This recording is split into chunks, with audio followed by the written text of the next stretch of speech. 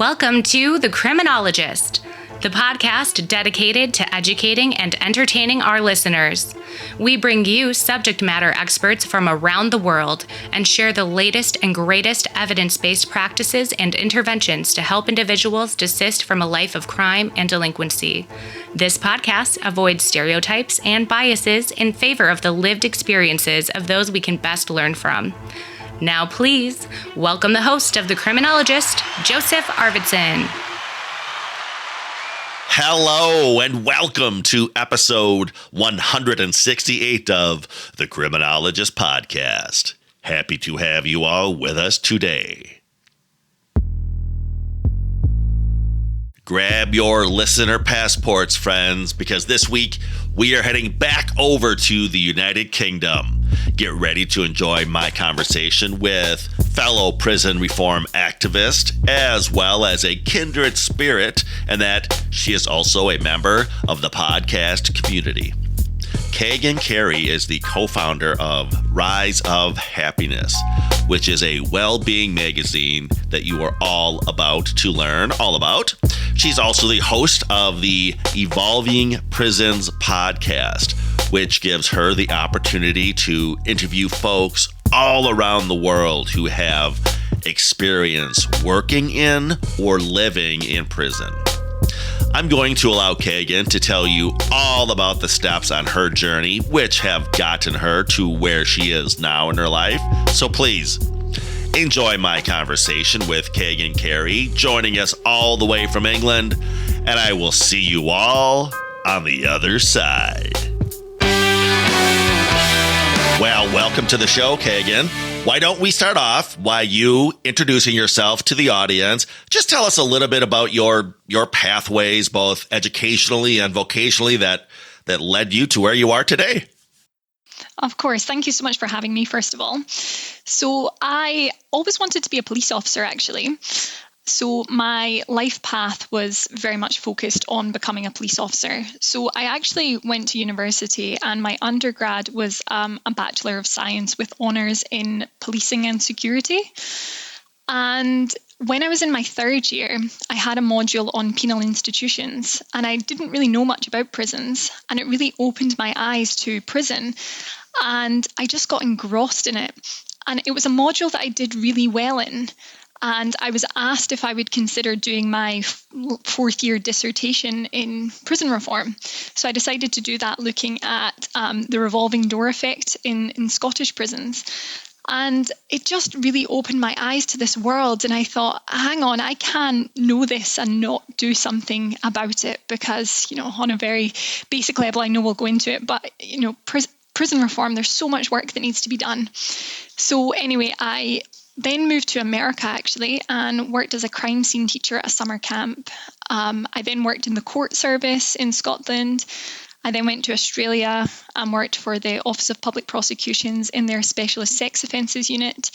So I was just getting a lot of experience. And then I decided to do my master's degree in prison officer training. And I just finished that 2 years ago. So that's where I'm at, really. That was my path to prison reform. We spoke real briefly before we went live here, and I think we can agree we were both noticing a lot of similarities and realizing we're sort of kindred spirits. And to that point, when you were speaking, my pathway was somewhat the same. I just sort of grew up watching all of the police procedural shows on American television, and I went to school. And when I was studying criminal justice back then, and this would have been in the 1980s, everything was geared towards law enforcement and very little towards corrections. And so same type of thing. I was drawn to that field, if you will. But at the end of the day, I realized law enforcement wasn't really my cup of tea. And then that's how I sort of sidestepped into the correctional realm. So same type of perspective as far as that goes. I'm curious. You mentioned you came to the United States for a little bit. Where did you study or practice in the U.S. when you were doing that project? So it was a summer program. So I was in Rolla, which is a very small place in Missouri. Okay, there you go. Yeah, and then I know you mentioned Australia, but we're going to circle back to that as well. Your work in Australia. For folks who don't know yet, I'm going to tell you all about Kaigan's podcast as well. I love the podcast, the title rather of your podcast, which is called Evolving Prisons. I'm going to read just a little bit of it here to give the audience a flavor of what you're all about. Step behind the walls and gain unique insight from people who have experience of prison. Kaigan, a prison researcher, speaks with prison officers, governors, former prisoners, families of the incarcerated, and more from around the world.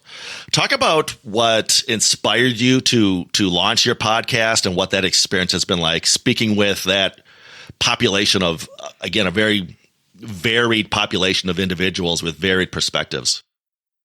Yeah, so like a lot of things, it just kind of happened. It wasn't something that I pre-planned. And when I did my master's research, a lot of the prison officers that I spoke to said that they felt like they were the forgotten service and that the public didn't really think about them. And there's a lot of talk about professionalizing the prison officer. And a lot of them said to me, well, we are professionals, but if the public don't see us like that, that's the problem. So I wanted to find a way to give them a voice to the outside world and bridge the gap between them and the public. So I wanted to bridge the gap between them and the public. And I didn't know how that was going to look. And one of my friends actually said to me, I think you should start a podcast. And I thought, really?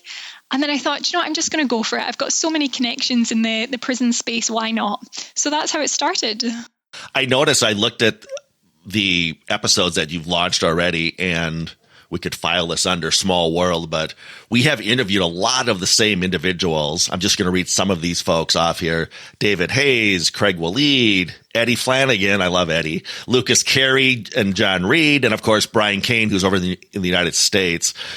Maybe not an easy question to answer, but when I read off those names, are there some themes that come to mind that you've discovered talking to these folks who, even in that short list, I'm looking at folks with lived experience, professionals, educators? What themes or what was your experience like interviewing this variety of guests?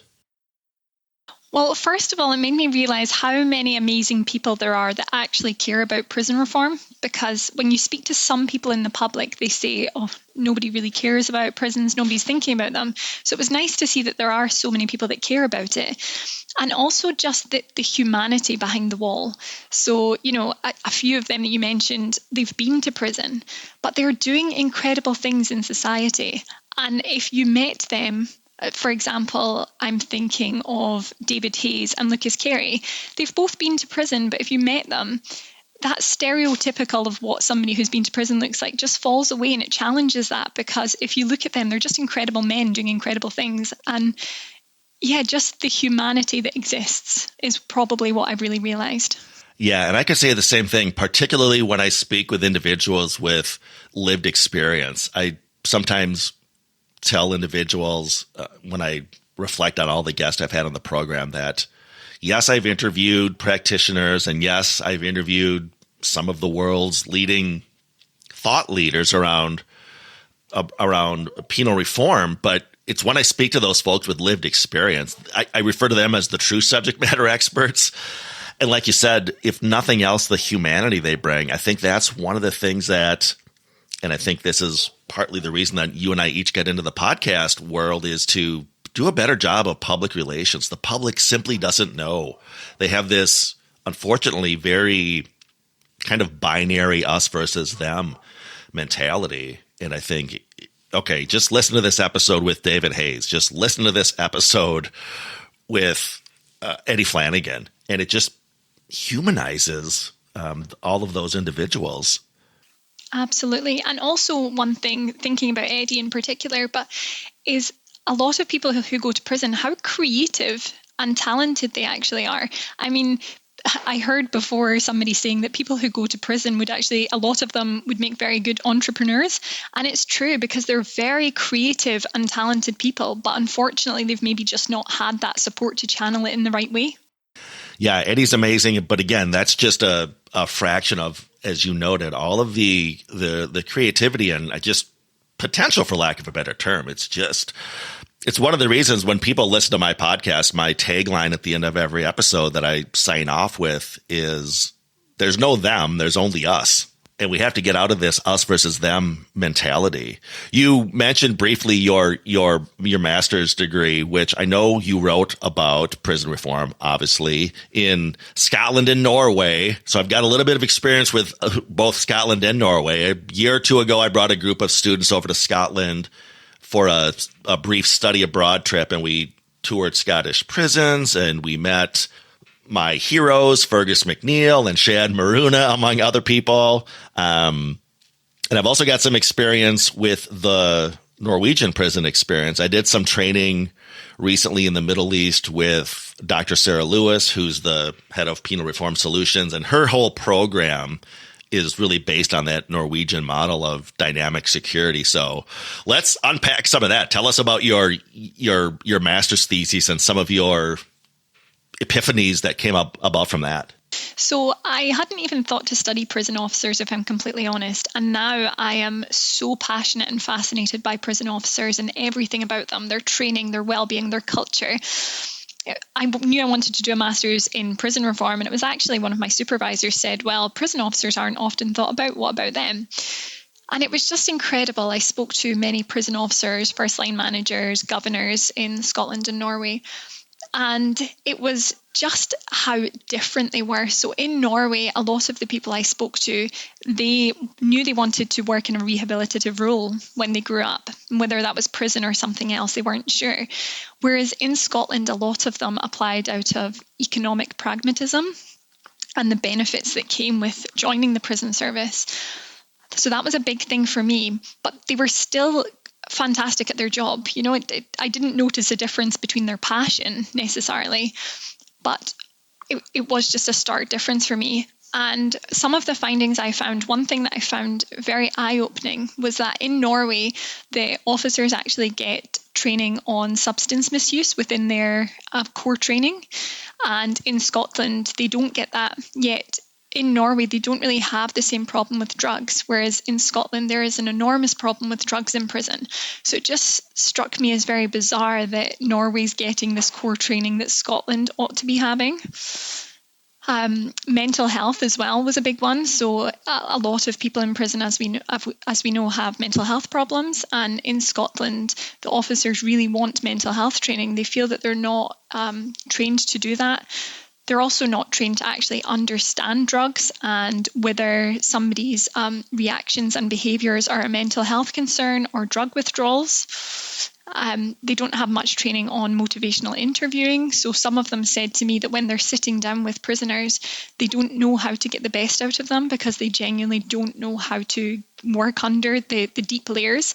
But they're also worried about doing that because they don't want to have an in-depth talk and bring up trauma and then maybe just put that person back into their cell and then they're left with those thoughts. So the prison officers are quite cautious. They feel they don't have the skills to do that anyway, but even if they did, they would then be worried about what it's going to do to the prisoner when they're left alone. And those are my same reflections when I think about the training and the experience of correctional officers here in the United States. The good news is we've made great progress as far as the community corrections training and ongoing education and whatnot.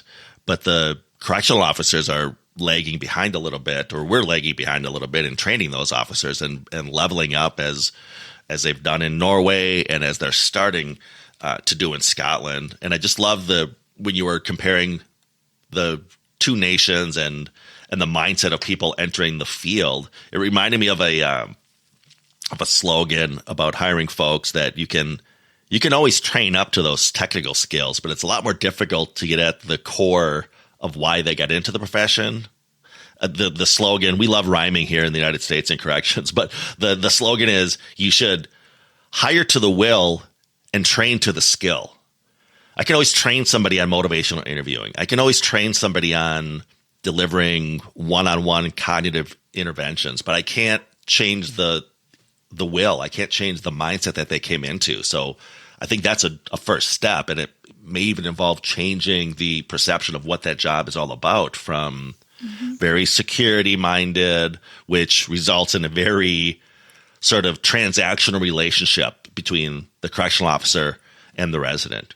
You do this and I'll do that. You don't do this and I won't do that, versus sort of a as Dr. Lewis puts it, a more dynamic relationship that's based on mutual growth. And we're just not there yet in the States. And I know they're doing this in Norway. Let me ask you this. I tell folks about, again, the work I've done with Dr. Lewis around dynamic security. And I'm curious if you get the same reaction when you talk about your experience with Norway, that the naysayers or the critics, when they look at just the remarkable results that they've gotten over there with recidivism reduction, will say, well, it's different in Norway, Joe. You've got to understand, they've got a very homogeneous society over there, and that just wouldn't work here in the United States. And that just strikes me, first of all, as sort of a cop-out. But secondly, well, it just seems like such a non sequitur. I mean, it's like saying we can't train motivational interviewing on a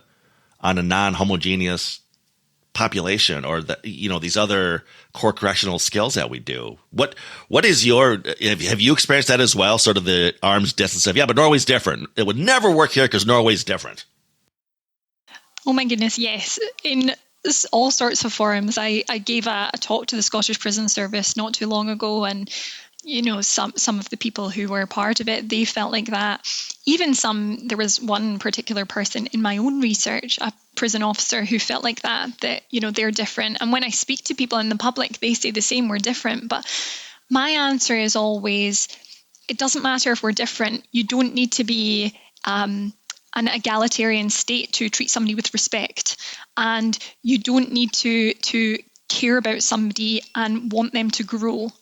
It doesn't take a ton of money for somebody to sit down with somebody and really help them see their own potential. That just takes somebody who's genuinely passionate about making a difference. Yeah, I could not agree more. I don't want to necessarily go down this rabbit hole, but again, when I've talked to the doubting Thomases, if you will, in corrections over here, one of the other excuses that I get all the time is, that's fine and dandy, Joe, but we just don't have time for this. You don't understand. We're not like the probation officer who's in the community, who can schedule office visits and do home visits. We just don't have time for this. And my response is, are you kidding me? You have 24/7 control over this individual. You have nothing but time. And I think it's just a matter of being more creative and looking for those opportunities to have those conversations, to have that relationship building, to work on, again, even those cognitive interventions when you're walking someone from the dormitory to the nurse's office, or escorting them wherever, or just your daily interactions. You have plenty of time. You just have to look for the opportunities. Absolutely. And as you say, it's what you're saying to them. A 2-minute conversation could really change somebody's day, change somebody's mindset. And it's those little things. I spoke to somebody the other day, and they said something that really, really was incredible. I felt they were talking about, before you go to the dentist, you don't brush your teeth for 9 hours and think, well, that's fine. You do it for 4 minutes a day, and those little moments add up to make a big difference. And it's like that you don't need all day to sit with somebody and change their life. It can be these 2-minute interactions every single day. You have no idea what seeds you're planting in their head that are making them want to change. Exactly. And you have no idea which of those 2-minute interactions is the one that's going to reflect that tipping point, or that semi-tipping point. I have to credit a mentor of mine, Dr. Ralph Sarin. He's up in Ottawa, but he was speaking on this topic, and he's big into desistance theory, which we all love talking about on the show here. But he said, kind of to your point, that every interaction that a criminal justice professional has with a client, there's an opportunity.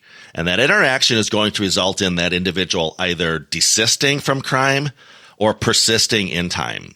He doesn't believe in this sort of agnostic interaction, that it's just par for you're sort of a null interaction. It's like, no, you're having an influence, either positive or negative, and you really have to give it your due diligence, and you can't phone it in, because, as I said, you don't know which of those 2-minute interactions is the seed that you've planted that's going to vector that person towards a different pathway in life. And as much as I love training and believe in what we refer to as core correctional skills, I also think that at the end of the day, it is just that sort of personal touch, or that small interaction that you really can't quantify as, yes, I did this cognitive restructuring, or yes, I did this motivational interviewing technique, or this sort of off-the-shelf intervention.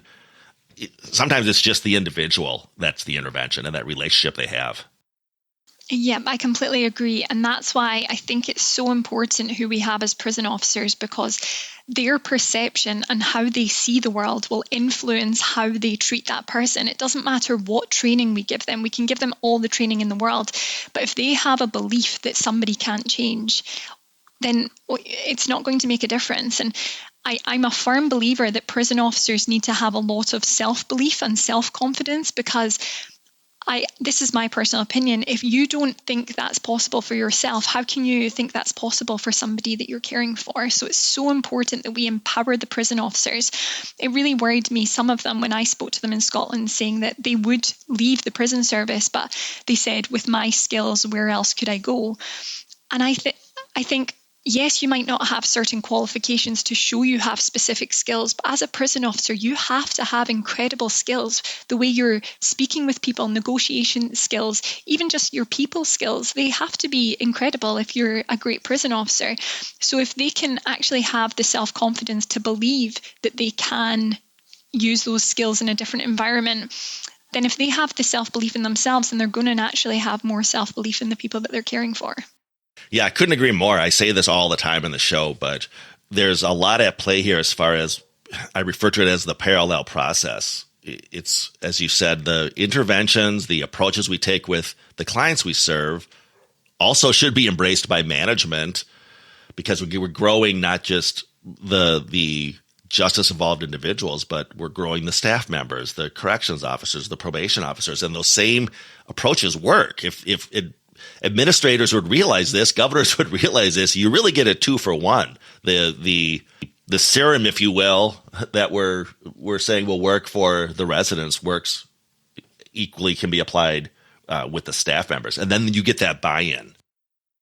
Yeah, and that's it. I spoke to the chief executive of the Scottish Prison Service, one of the old ones. They're not the chief executive anymore, but the Scottish Prison Service have a tagline, unlocking potential, transforming lives. And the executive said to me, this isn't just in relation to prisoners. This is also in relation to staff.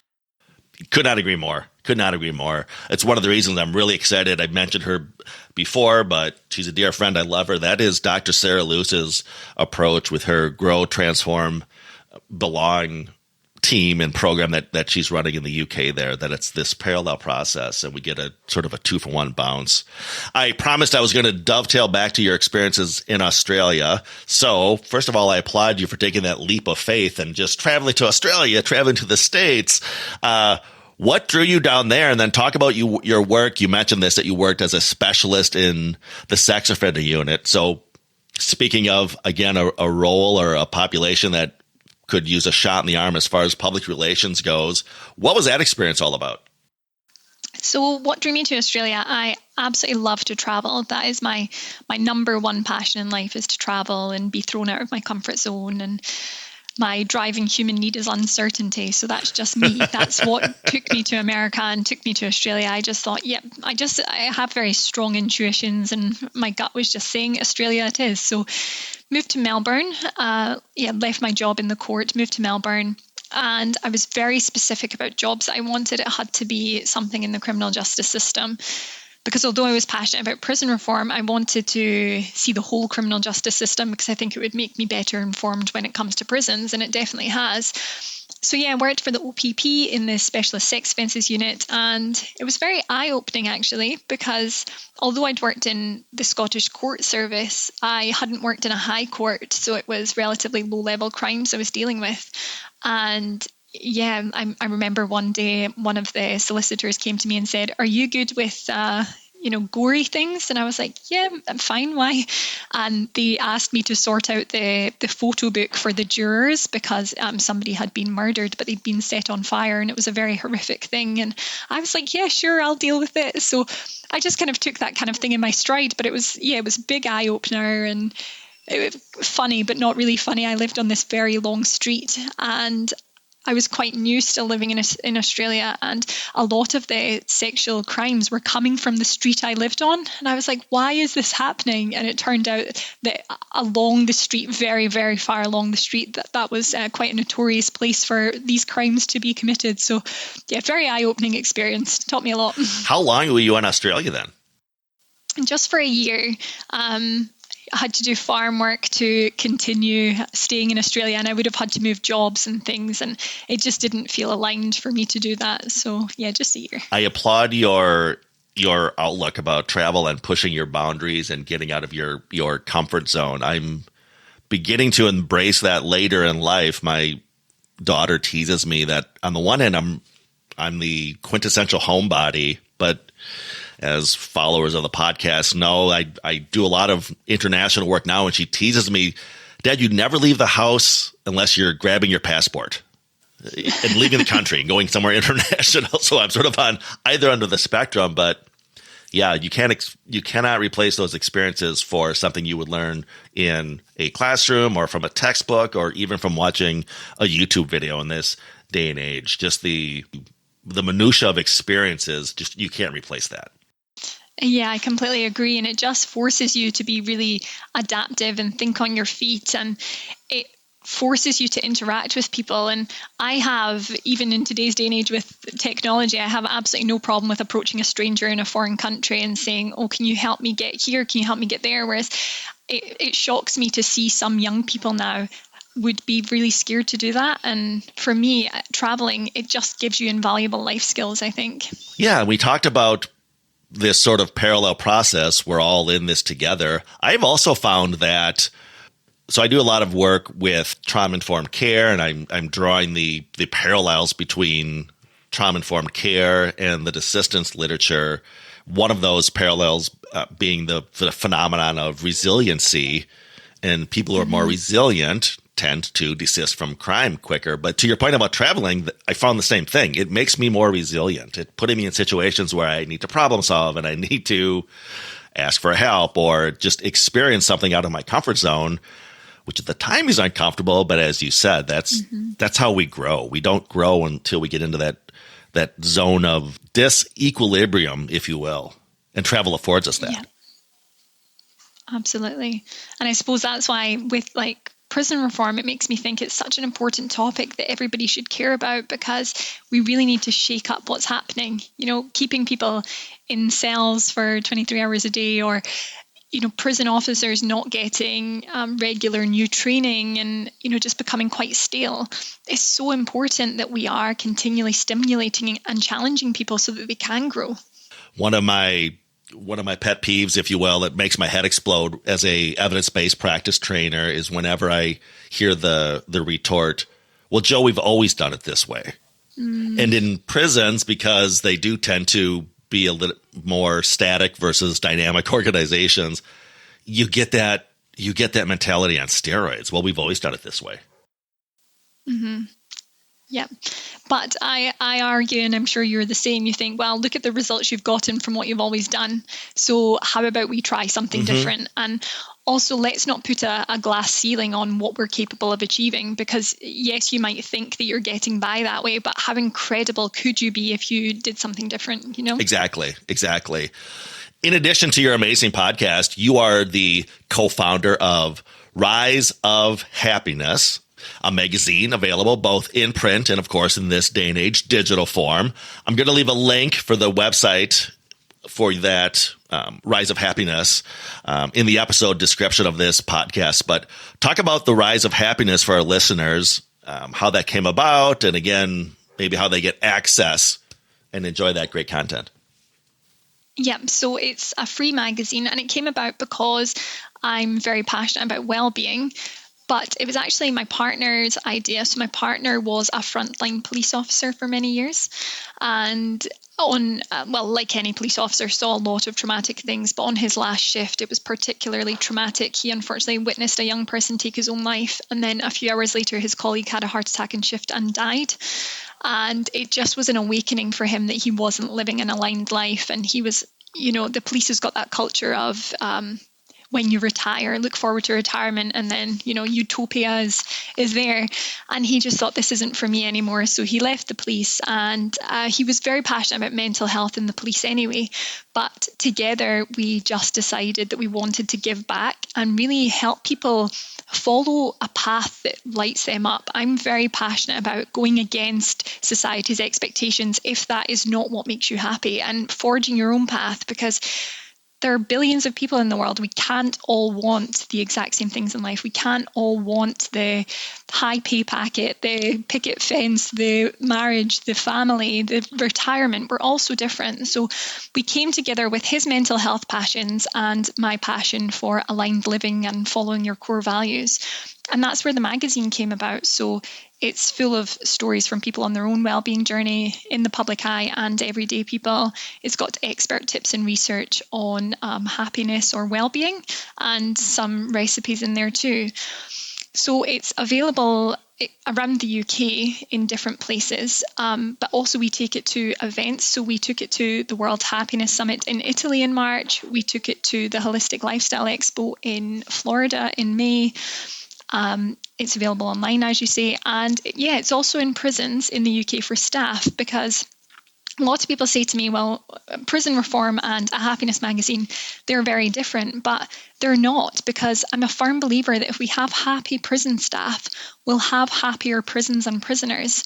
And prison staff, as we know, they're at higher risk of PTSD, suicide, depression, all sorts of things, that we really need to care for them and make them realize that they can really improve their well-being, even if it's just 5-10 minutes a day. They don't need to go on a well-being retreat for 6 months. They can breathing exercises for 10 minutes, journaling. They can change their life and really improve their well-being, and therefore improve the well-being of the people they work with.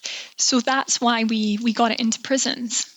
I'm going to promote that on the show. It sounds like an amazing publication. Kaigan, I've noticed you've used that term pathways, which I love and I use as well. I think it helps folks sort of visualize, if you will, some of these more abstract theoretical concepts that we fling about in the world of criminology. In fact, I've got on my YouTube channel, when I talk about desistance, it's entitled Pathways In and Pathways Out. I just like that sort of analogy of how there are multiple pathways into criminality and there are multiple pathways out of criminality. And as you were speaking and using that term pathways in regard to correctional officers, it reminded me, I asked you at the top of the interview to sort of tell us your experience of how you wound up where you're at today. And you told us that amazing story of the unique pathways you took. And again, I think if we can get the correctional officers and the layperson understand that with our justice-involved individuals, it's the same sort of equation. They didn't sort of flip a switch and become these monsters overnight. I was talking to somebody who referenced actually a Scottish prison governor, which for my American listeners, that's what we call wardens over here. He said that he was trying to impart this cultural shift amongst his officers and get out of, as I referenced, this sort of binary us, them. And you can correct me if I'm wrong here. Maybe I lost something in translation, but at least in the facility he worked, he referenced that they had photographs of the inmates, but it was their, what we call their booking photographs or their intake photographs. And he thought, none of these folks, when they were in the first grade, raised their hand when the teacher said, what do you want to be when you grow up? We've heard this. No one said, I want to be a criminal. But he thought, how can I really impress this upon my staff members? And he thought, maybe if I replaced all those booking photographs with the sort of yearbook picture that they took in the first grade, it would remind my staff members, you sat next to these people in school, but they went down a different pathway than you did.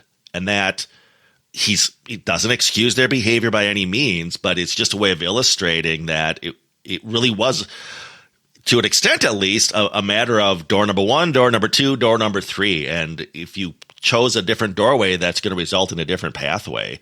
And not only does that explain entering a life of crime and delinquency, but it's the same when we leave. There's so many different pathways. I sort of have a a love-hate relationship with, in evidence-based practice world, we talk about the principle of fidelity.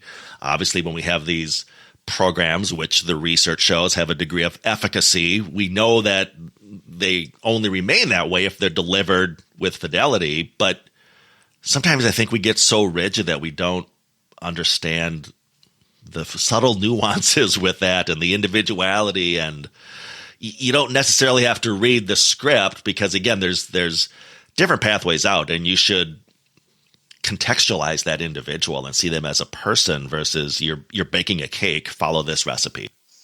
So true. I think people forget that humans are all so different. Like, there is no one way to rehabilitate somebody. And I think that's why it's so important, relationship building and getting to know that person. And it's hard because some prisoners might not even know themselves, but we all have different. I'm a very spiritual person, so this might not resonate with everyone, but we all have our own human design.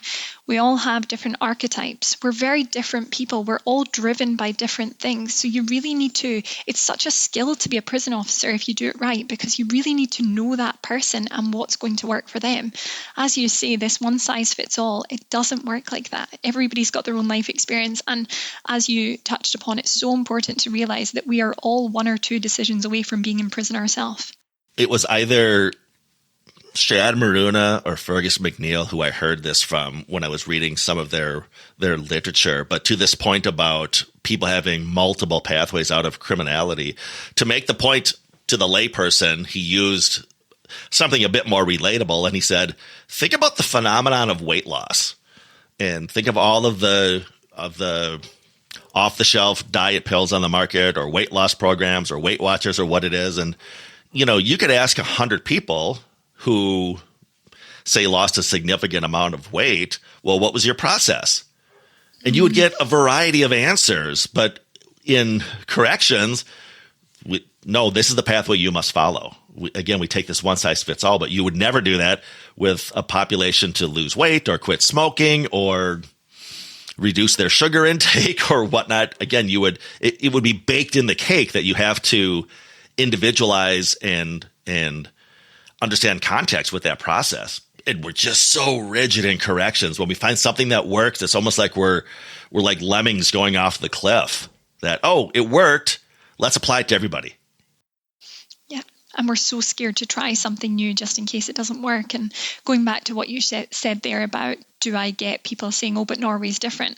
I also have had quite a few people say to me, well, in Scotland, we're scared to try something new because the media are so quick to tear us apart. And it's true, the media should be held accountable for the way that they interpret and distort a lot of what goes on in prisons. However, that happens in Norway too. I'm very good friends with an ex-prison governor there, Arne Nilsen, who was the governor of Bastøy prison. And the amount of times people would say to him, you're running a holiday camp, what are you doing? And he'd say, well, it doesn't matter if it seems like a holiday camp because it works.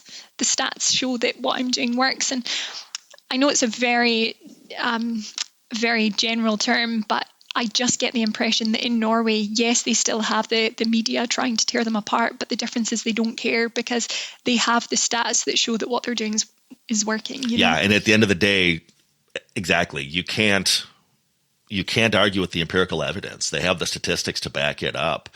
I was reading something on what you articulated just now, the Norwegian prison experience, and the criticism that they often get about running hotels or daycare centers. And their one of their mantras, at least, is that all of these individuals are your future neighbors. I don't know the statistics around the world, but I know in the United States, right now, today, 90% of everybody incarcerated in a jail or prison will eventually be released. And they take the mindset of, yes, they'll be released into my neighborhood. How do I want to treat that future neighbor of mine while they're incarcerated in this facility for a few years? Do I want to treat them like an object, or do I want to treat them like a future neighbor of mine?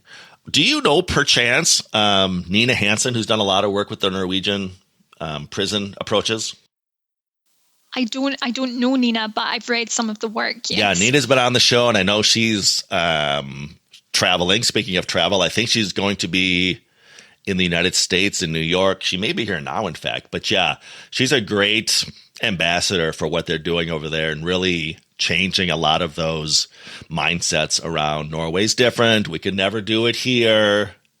I'm looking forward to a time in the future we can look back and say, remember Kaigan when they said this would never work in the UK or this would never work in the United States? But that, again, the parallel process. Change is hard. It's change for justice involved individuals to change the criminal lifestyle that they're comfortable with, and it's hard for criminal justice agencies to change the way that we've been doing business. But it's a parallel process, people. Absolutely, completely agree. And we know it works because the Amend project is happening in America. So we have evidence that Norway's processes and procedures can work in other countries because we're seeing it happening. I think we just need leaders to bite the bullet and try it. Yeah, exactly. It's working. As you noted, there's pockets of success springing up here in the States. Amend. I know I said you've had Brian Kane on your show with his social profit organization where he's embracing the same approach. And I know Dr. Lewis and I are trying to bring that philosophy here to the States as well. So we just have to be ever vigilant and show the same resiliency that we know works with the clients that we're working with. Definitely. We're not just talking the talk, we're walking the walk with them. Yes, in fact, to that end, the group of individuals I'm working with in the UK, Penal Reform Solutions, Dr. Lewis has sometimes refers to us as the Avengers because we're out there trying to be the superheroes out here and fight off, the old culture and the old mindset.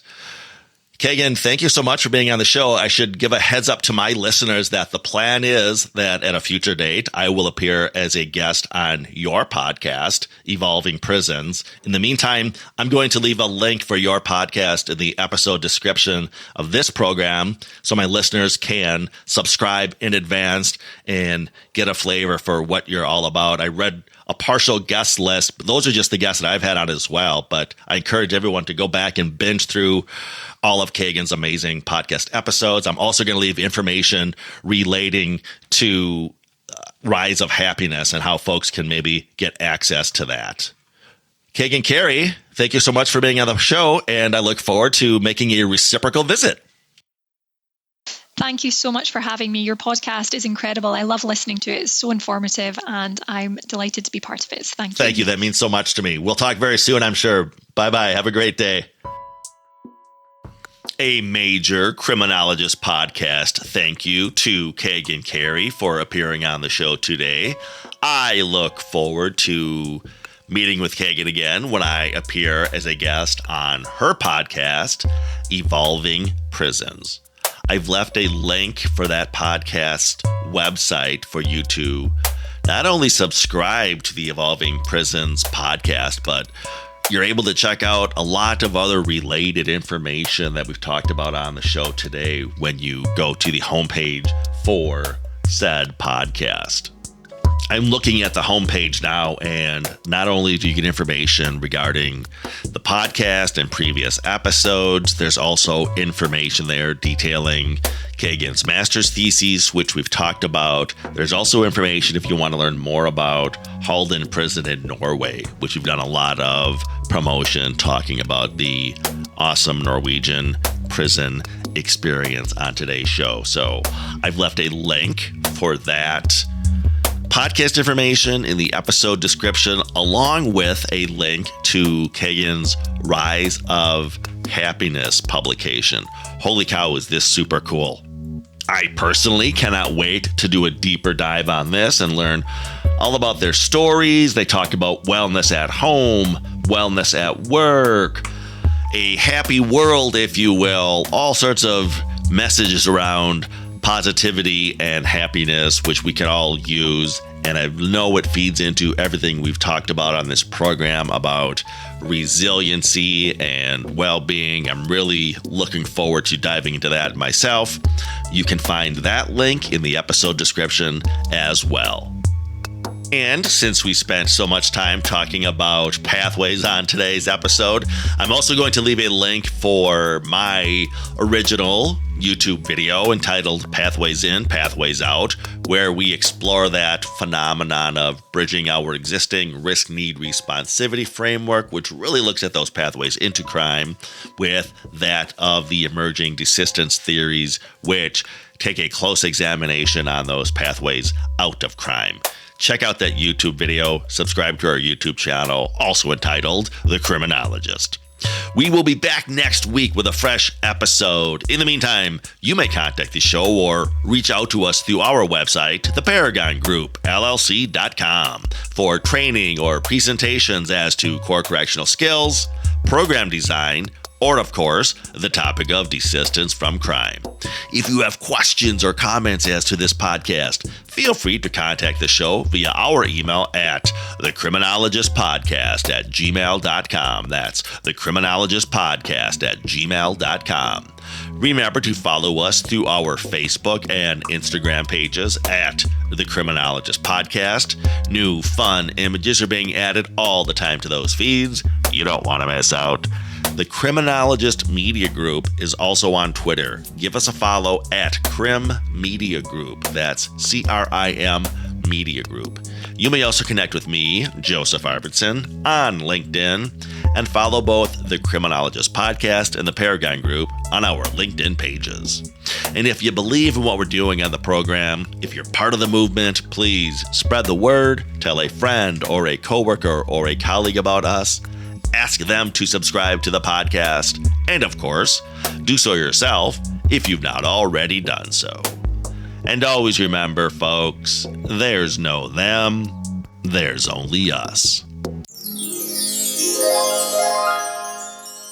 They've both been to prison, but if you met them, that stereotypical of what somebody who's been to prison looks like just falls away, and it challenges that, because if you look at them, they're just incredible men doing incredible things. Okay. It doesn't matter if we're different. You don't need to be an egalitarian state to treat somebody with respect. And you don't need to care about somebody and want them to grow. It doesn't take a ton of money for somebody to sit down with somebody and really help them see their own potential. That just takes somebody who's genuinely passionate about making a difference. The Criminologist Podcast is a production of the Paragon Group, LLC. For speaking engagements, interviews, program design, or training opportunities, please visit us at theparagongroup.llc.com. If you enjoyed the show, you can find more content and videos on our YouTube channel, The Criminologist. Don't forget to like and subscribe. Both the Criminologist Podcast and the Criminologist channel are brought to you by the Criminologist Media Group. Be sure to give us a 5-star review, and thanks for listening.